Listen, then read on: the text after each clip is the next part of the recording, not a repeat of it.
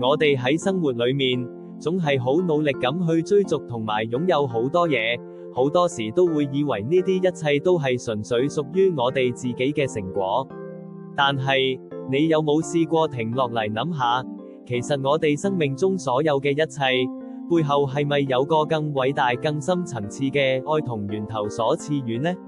聖經利未記27章30節好溫柔咁提醒我哋，凡屬於神嘅，都要歸於耶和華。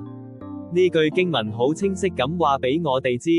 生命中所有嘅美好，所有嘅恩賜，其實都係源於上帝無私嘅愛。佢係一切嘅創造者同供應者，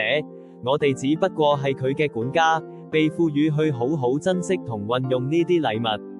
當我哋真正明白呢個美好嘅真理，並甘心樂意咁將我哋嘅所有，包括寶貴嘅時間、獨特嘅才能，同埋物質上嘅財富，都奉獻翻俾神嘅時候，嗰種由心而發嘅感恩同無私嘅愛，就會帶嚟生命中最美嘅歸宿，亦會體驗到真正嘅平安與豐盛。